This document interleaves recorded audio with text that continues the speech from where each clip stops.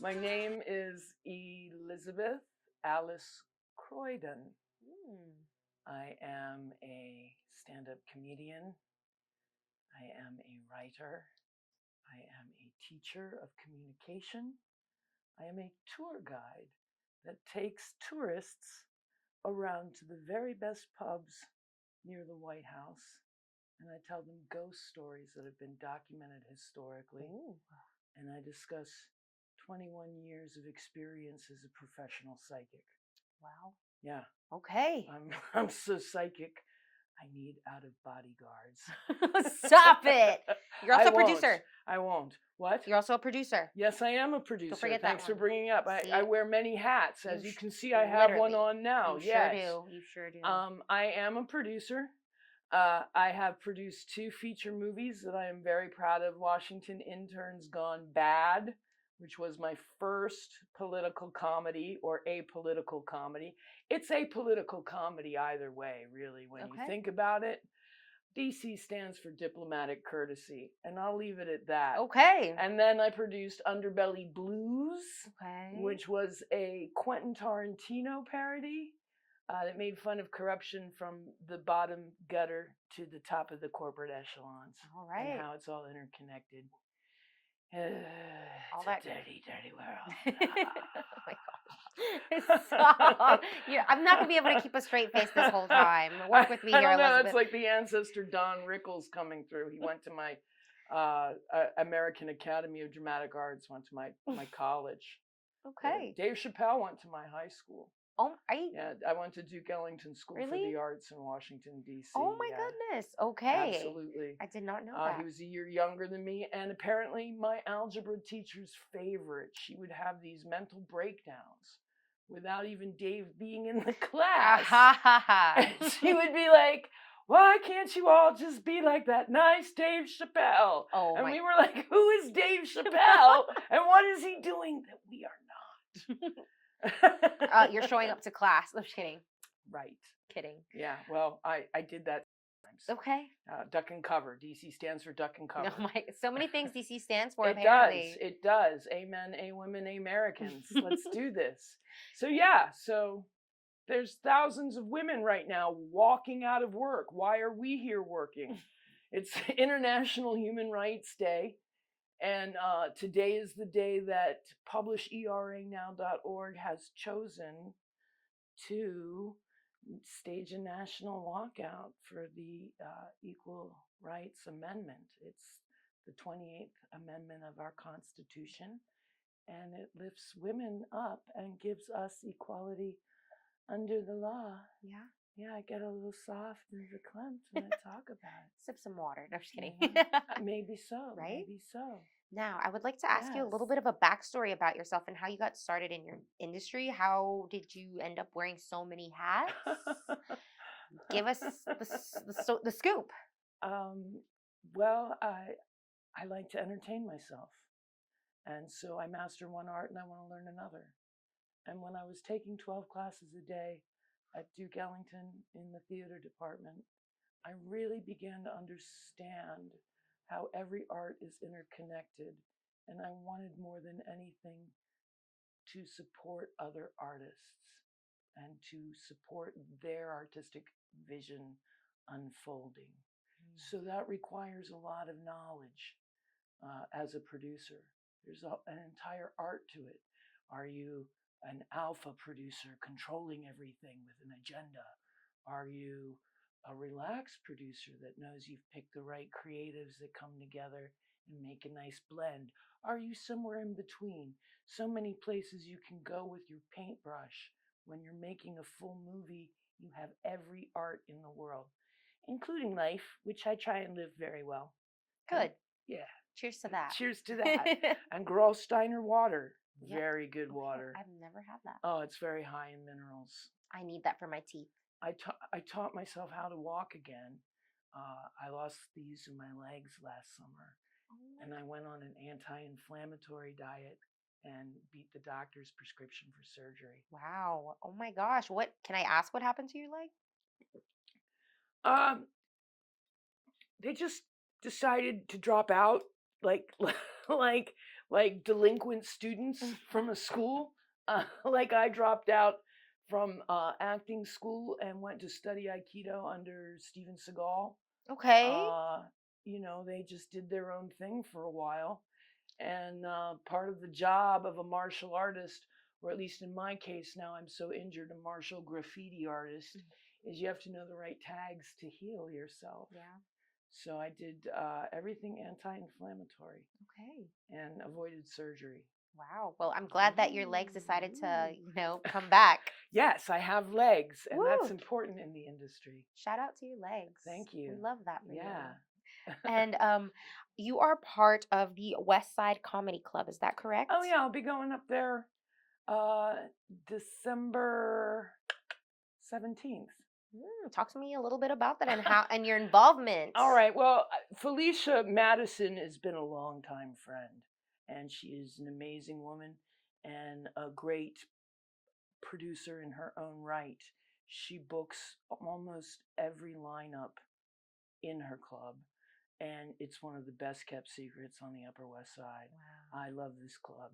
I spent 20 years cutting my chops at the Comedy Store.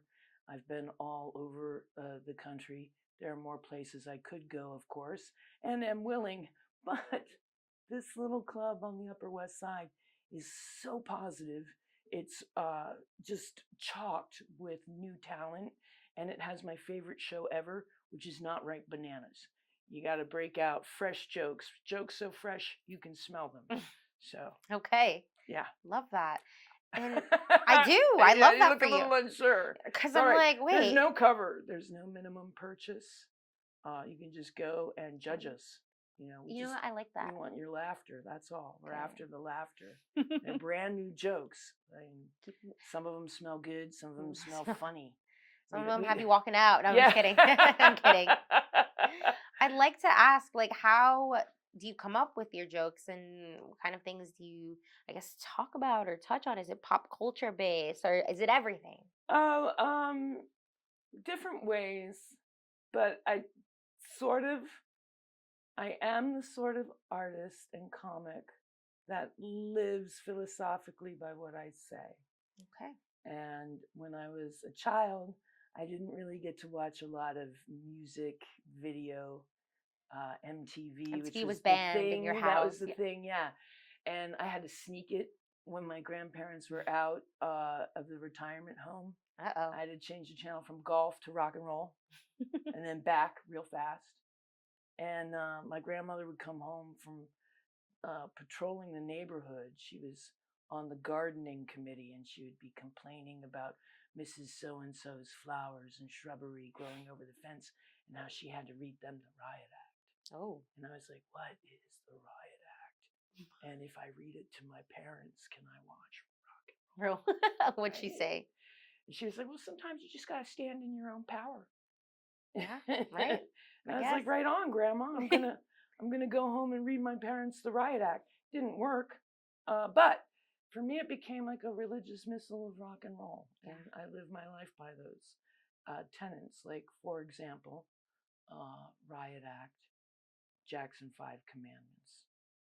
Wow. Okay. Yeah, deep. Thou shalt Tito. I was gonna say, what are those 5 commandments? Yeah. Thou shalt Tito, and we'll get back to Tito. Until it's gone. that shall moonwalk and make it look easy, like Top Shelf Tito does if you need help moonwalking. Love that. Thou shalt Mama say, Mama sama, ma pusa, or ma kusa. I'm not really certain about that lyric, but I think the subtext is, thou shalt try to learn another language besides English. Yes, I like that. They use that line. Donde está el baño? You got it. Domo arigato, Mr. Roboto. Just try. A little effort. Okay. Will be it. Love that. Thou shalt control. Yes. Janet Jackson was the 6th Jackson 5, much like there was a 5th Beatle. And she does control. Oh, you're funny. All right. I'd like to ask. And then number 5. Oh. Beat it. Like, we shall beat it to your next question. Okay, thank you. That was smooth right there. I love that transition. No one needs to be defeated. Thank you. Appreciate that. I'd like to ask you, like, what are some marketing, I guess, moves that you're making currently to get the word out there about yourself, your business, your comedy? Is it more word of mouth? Are you online? Are you avid on social media? There's media out there about me. I make a splish and a splash here and there. I work with Cheech and Chong. Underbelly Blues was a $250,000 movie. Wow. There's a little scuffle with me in the Senate gallery yelling at Ted Cruz for voting against women's rights. I think I read that. Oh my gosh. But I right now I'm going through like a transformative cocooning butterfly thing. I'm on Blue Sky. I'm on Instagram as Elizabeth_Croydon. Yeah. But I just financed, and this is only for this podcast. Oh. Because now I'm upset that I'm actually speaking what I've manifested. Oh. But I just financed 5 pilot episodes of a comedy show called Judgmental. And I am Okay. Judge Elemental. We will be discussing important topics like original songs versus covers. That sounds fun. Yeah, yes. Vas or vase. How is it Potato, said? potato. Exactly, exactly. Niche law, knick-knack, paddywhack law. Okay. Yeah. So we're having a good time with that at Church of Satire. Okay. And the first episode gets taped January 11th. And where can people watch this? It's going to be We on. can also,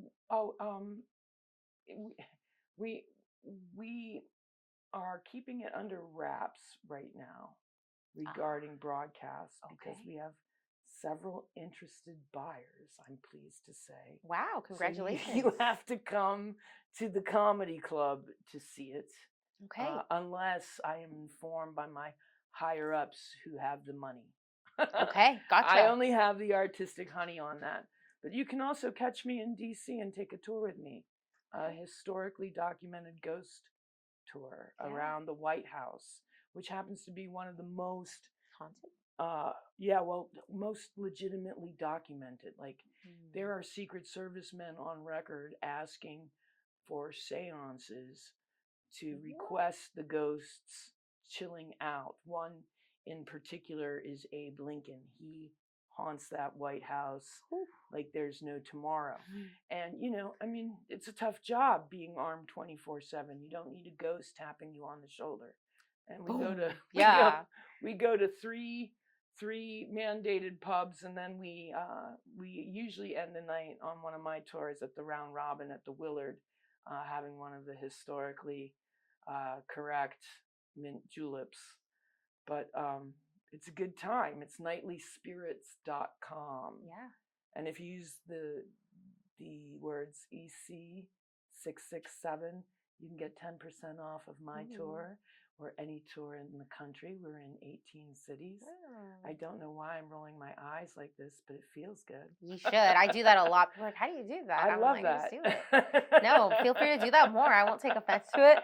I would like to also ask you, like, please, if we want to catch you in your comedy club, where can we find the dates, and what are the places that you're doing the shows at? You can find me at misslizzie.bluesky. I'm always letting folks know what I'm doing there. I'm on TikTok as Miss Lizzie, Lizzy, because I want to. Elizabeth Croydon with an underscore, Croydon, like the suburb in London. Gotcha. And I keep all of the affairs posted up there.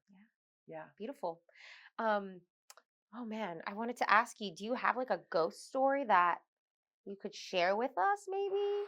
It has to be a real one though. It has to be a real one. You're like, they're all real. Well, yeah, I worked as a professional psychic for 21 years, so I have extraordinary stories and experiences to pull from. I would like to hear. This is Jimi Hendrix and the bong. Is that appropriate? Stop it. Yes, that's fine. I will not stop it. And neither would Jimmy. He liked my bong. My boyfriend bought me a hot pink UFO graphics bong that sparkled. Oh my goodness. The UFO was at the base. It twinkled. And it was driven by this schwa alien in like a jersey t-shirt flexing. Would you? And he's like giving the side eye. And I I was running at the time the first Cannabis Buyers Club in New York City in 1997. Okay.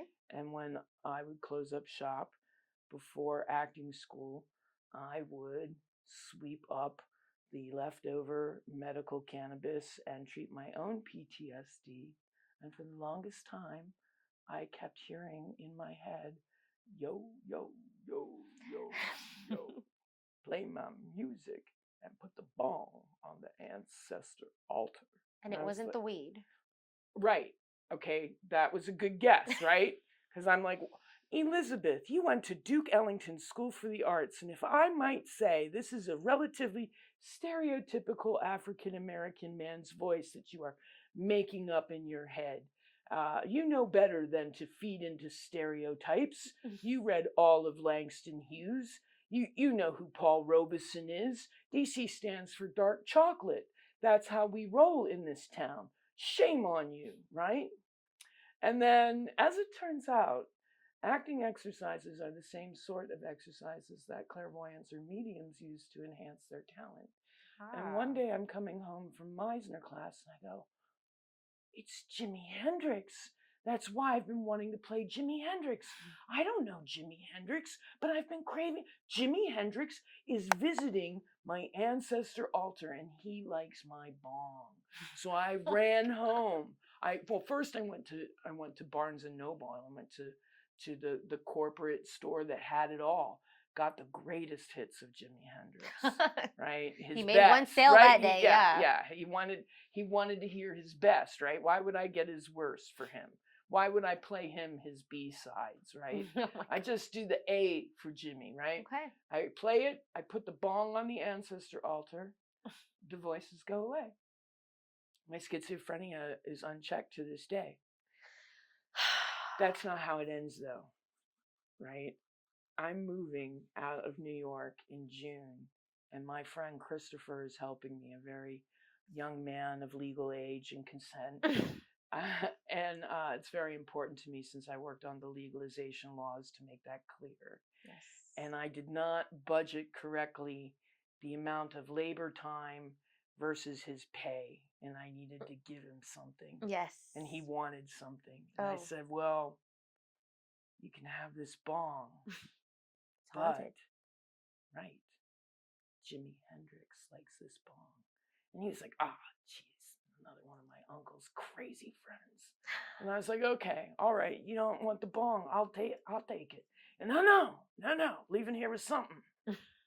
Take the bong. All right, so Chris takes it back to Washington, D.C., stands for District of Cannabis, an excellent brand. Elizabethan endorsed brand, if I do say so myself. Okay, good to know.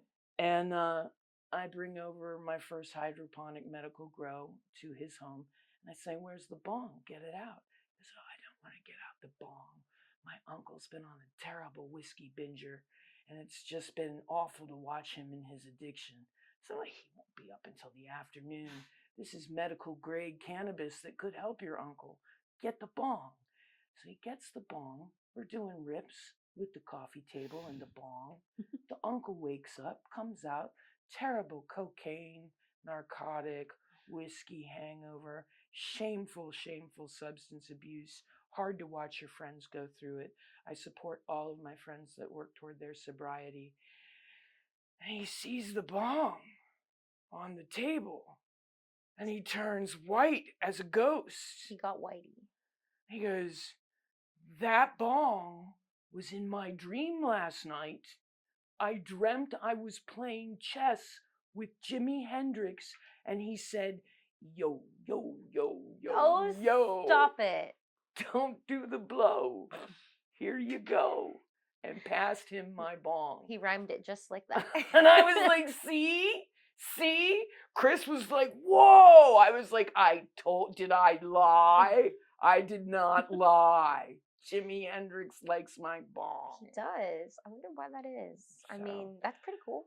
Well, I could answer that because I have 21 years as a psychic and a medium, and I've studied a lot of arts. But that gets into details and physics and I don't think my brain can handle that today. right. How long have we rambled for? You're making me forget time and space. I think that's a good thing. It's a great thing. Good. Yeah. I love it. Yeah, it's bong 30 for sure. I'd like to ask you, when you're not helping people figure out the stories going on with ghosts around here in Yeah. the White House Yes. and having a good laugh on stage or Right. cry. Oh, never cry. Oh, just kidding. Yeah. What do you I like? mean, if it's funny, I'll cry. That's what I mean. God, Like that. please like me. Stop it. I tried to put my own makeup on. Okay, I love this. I always bust the sound check. I think it's No, busted. okay, Dulce, your ear's okay back there? I'm just kidding. I don't. Yeah, I hope so. I hope so. I think you may have ruptured her eardrum. It's okay. I hope you're insured. I've got news for you. I'm just kidding. I would like to ask, what do you like to do on your free time? Like free time? You're like, this is my free time. Yeah. I like to work for the Equal Rights Amendment. It's very personal to me. In 1972, my mother sat me down and she was weeping and she said, Lizzie, you and your generation will never have to worry again about being mistreated or paid inequitably. And I believed her and I knew it was really important because my mother was weeping and I was 2, so I didn't understand that women had just gained the right to have our own credit card without a man signing for us. Wow. I did not understand what was at stake. And then when I learned that the Equal Rights Amendment was not ratified, I set about with equalmeansequal.org and equalmeansequal.com to get the last 3 states to ratify the amendment. And now all we need is for Joe Biden to publish it. He could literally just pick up the phone today, say he saw this podcast between you and I, and he realized that he would be my greatest hero in the entire world. And he just called the National Archivist and said, you know what? Let's take that DOJ memo off of that silly amendment and run a new constitution. But you see, it'll cost more than the profits that were lost when we freed enslaved people to give women equality. And that is why we don't hear it discussed like we hear reproductive rights discussed. Yeah. And it means a whole lot more than just parceling out the medical bits of our body, which we should have autonomy over entirely. I agree. But that's another fight for another day. Yes, ma'am. And I don't want to bore you with a 2.5-hour political speech about it. Amen. A women, amoebas. I think I'd be right there with you. We'd be talking to everybody. Yeah, please. Let's walk out of work right now. Bye. I'm kidding. No.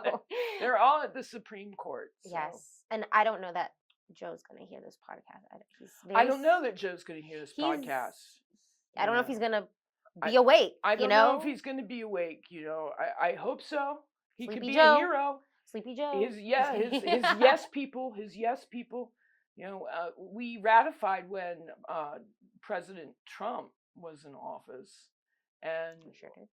I have no problems lobbying him the same way I would lobby Joe. They're both mantiques, and it's time for women to take over. And now that I have exposed myself as a female supremacist, I will quietly say that I will compromise with equality. Go right ahead. I'm there with you. Now, is there anything maybe I have not touched on? Like, I want to make sure I get like good content for you. Maybe I'm missing the marks. Okay. Is there anything that you would like to share, whether it's about yourself, your background, your history, your industry, comedians, misconceptions? I love it all. Comedians and misconceptions. I don't know why, but whenever I think of Robin Williams and I'm missing my keys, I find them within a minute. I knew him. He was a lovely man. There are a lot of misconceptions around him, like there are a lot of misconceptions around me. But I think that's in part because we don't listen to each other closely enough. And if there's one thing I want my work to do when I'm making a comedy, when I'm working on a show for someone, it's bring us together and not apart. And so Joe Biden can be a part of the Equal Rights Amendment movement by just picking up the phone, calling the National Archivist and giving us equality under the law. And that will actually protect LGBTQIA community as well, because the way the amendment is written, it is discrimination, equality under the law will not be discriminated against on the basis of sex. So there you go. Yes, no. What was that quote that I wanted to say from Marsha P. Johnson? I can't remember it now. I feel horrible. I'm trash. I'm sorry. I don't know. There are so many stories. I think I hit my, if we're just letting the camera run to go on things that I don't know how you put together your podcast, really. I looked at pieces of it and didn't see any edits, really. So there's not. Oh, okay, great. So we're still free flowing. We're still free flowing. We're still okay. Excellent. Yes. There's so much to share. I enjoy being a native Washingtonian. I enjoy that greatly. And some of your business clients should know that I work with businesses way behind the scenes. Like, I don't want people to know that I'm serious, and people shouldn't know that I'm working with them if they want to be taken seriously. But I do know that DC stands for Don't Confess, and I will not tell you my roster of political speech clients. But I do help people relax in front of the camera and be themselves, and I enjoy that very much. But more importantly, I enjoy protecting what Washington, D.C. stands for. I've lost count, by the way. And that is diverse count. Yes. And as a native Washingtonian, I'm on the B plan. I have been here long before you, and I will be here when you go. Why did I think that was Plan B? The pill. I was like, wait a minute. I've got that too. I have stacks of that. I'm ready with my lowrider to drive into Texas and rescue an underage pregnant girl who wants an abortion. Which they should have the right to, but that's for another day. They should have a right to for another day, and it's a crime I haven't committed yet. So I don't think I can be arrested for that yet. Anything's possible in 2025, y'all. Pass ERA now, Joe. Now. We know you're listening, Joe, despite what I said. Just kidding. Yeah, he is listening. He does have an ear to the desire. He, like other sitting presidents, sometimes have to adhere to what corporate America thinks is profitable and how they would like to do it. Yes. Joe has the ability to pick up the phone and literally tell the archivist to publish this amendment, but he would like the preamble deadline removed. So Senator Kirsten Gillibrand, something. I think it's Gillibrand, might be Gillibrand. She's probably potato, mad potato. At me. Right, potato. Let judgmental decide. Exactly. Going back to my sitcom, she has legislation to remove that deadline. But see, I'm a radical feminist. That deadline doesn't need to be removed. It's an arbitrary deadline. Yes. What we need is the amendment to be published. Yes. And oh my God, that scared me. That did you see scared that? me. Yeah. Yes, it felt awful. Ew. Yeah, I know. I was like, you're having a Mike Pence fly moment. And in the debate when the fly flew on him, I was like, I hope that's not a fly. I don't want to freak out, so she doesn't act. Oh, I felt it. I was freak out. And I was like, wow, that's a big fly. Is that a fly? Please, not a horsefly. Those hurt. No. I hope it didn't bite you. No, it didn't. But I felt its fuzziness. Well, that's nice. Kind of. Yeah. It's gross. I mean, I hope it was warm and fuzzy. It was not. It was terrifying. I'm sorry. It's okay. I'm sorry. It's not even Fuzzy Bear. No. It's awful. All right. So well, it got weird real fast. It got so weird. So fine. That's all right with me. These are the vibes for today, and I love it. I'm here for it. No, me too. Why be normal when you've trained so hard to be expressive? So hard. Now, my final question that I would like to ask you is one that I've asked everybody, as you know, probably. Maybe. Dun, dun, dun, dun, drum roll. I'm just kidding. Do you have a quote or a saying that's been told to you or that you've read that's inspired you in any way? And would you mind sharing that with us? Oh.